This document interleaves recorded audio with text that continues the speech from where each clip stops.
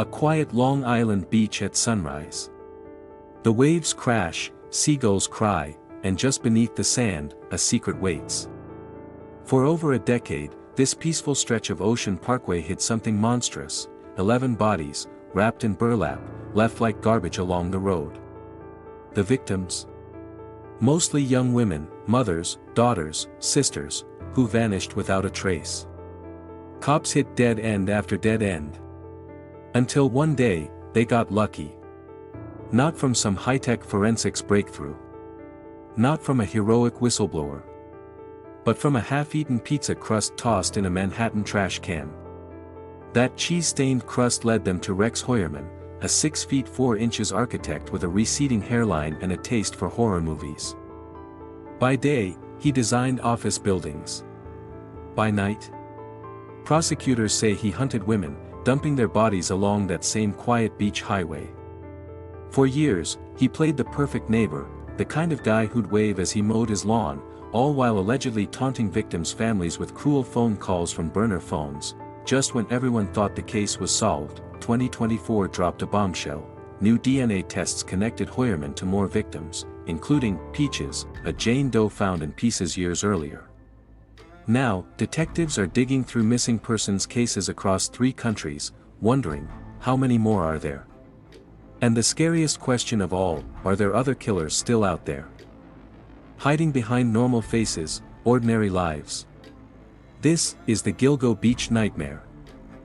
The first call came in December 2010, a police diver searching for missing 24-year-old Shannon Gilbert stumbled upon something far worse. 4 bodies, all women, all wrapped in burlap sacks, spaced like gruesome mile markers along Ocean Parkway. Melissa Barthélemy, 22, last seen leaving a hotel. Megan Waterman, same age, vanished after texting her boyfriend, "I'll be right back." Amber Costello, 27, disappeared barefoot, her flip-flops left behind. And Maureen Brainerd Barnes, 25, missing for 3 years before they found her bones in the dunes. But here's what the news didn't show you: these weren't clean skeletons laid neatly in the sand. The burlap had rotted away in places, exposing flesh. Some were just pieces, a skull here, a femur there. And the smell, first responders said it clung to their clothes for days.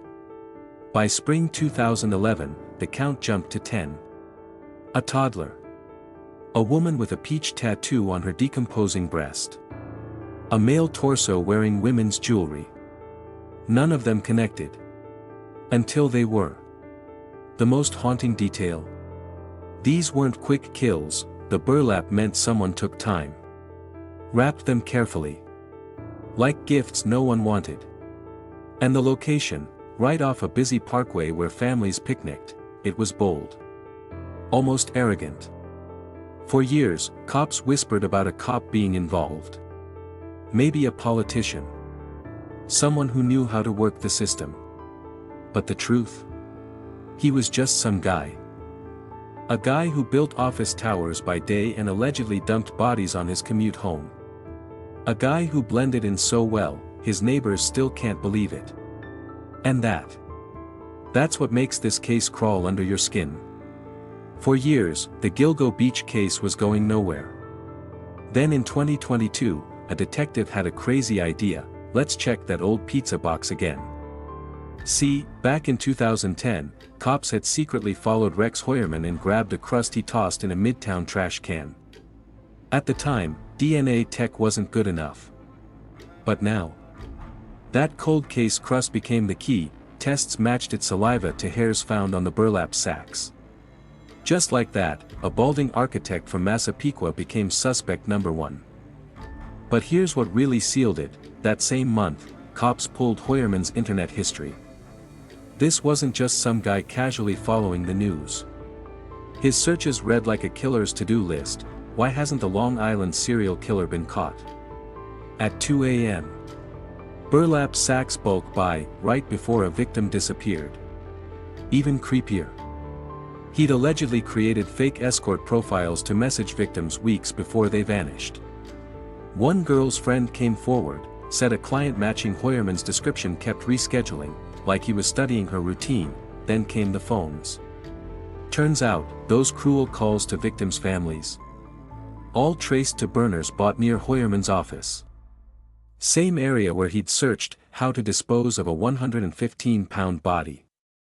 When SWAT finally stormed his house in July 2023, they found guns, a dungeon-like basement, and, most chilling, a library of true crime books about, you guessed it, serial killers who got away with it.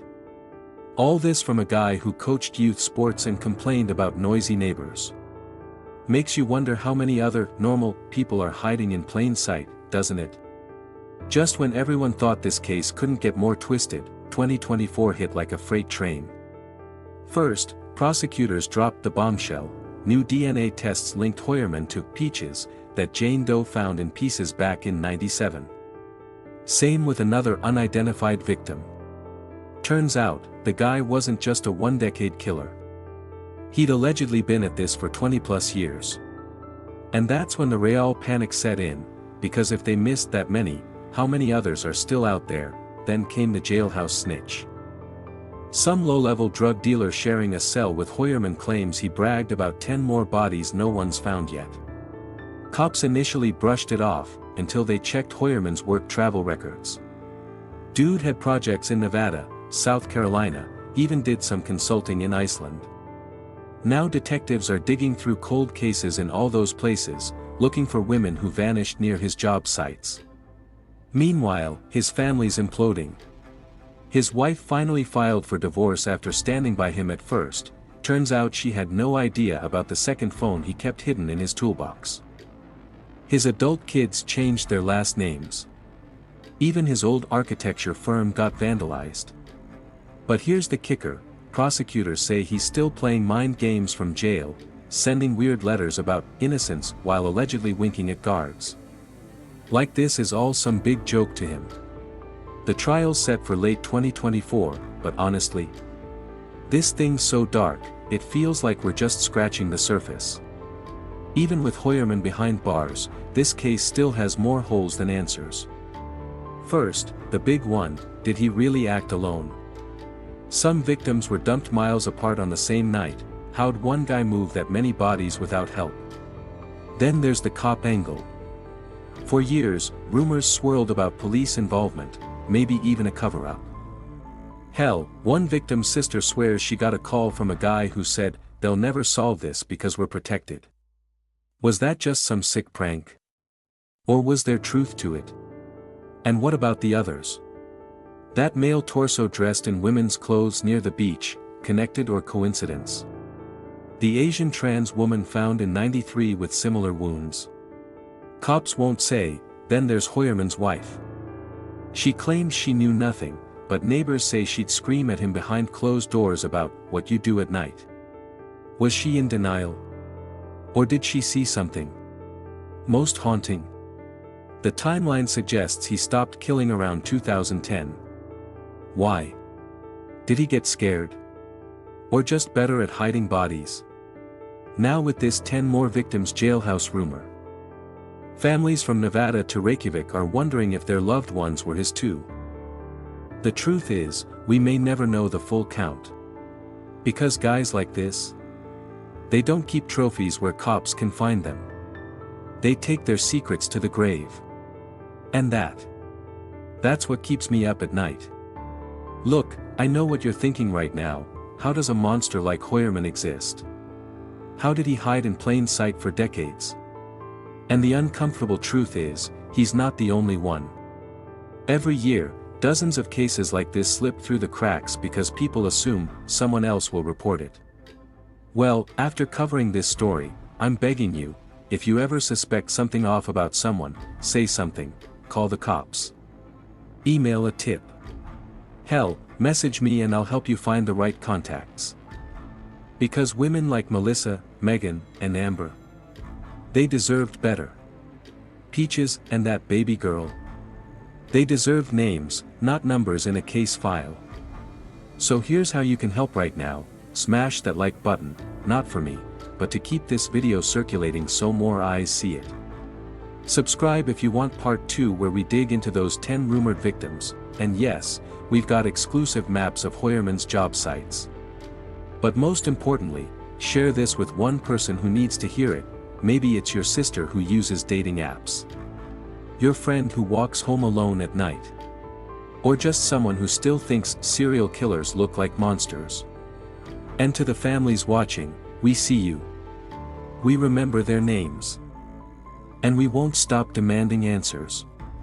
For more resources on how to spot predators or report suspicious behavior, check the description. Stay safe out there. And stay loud.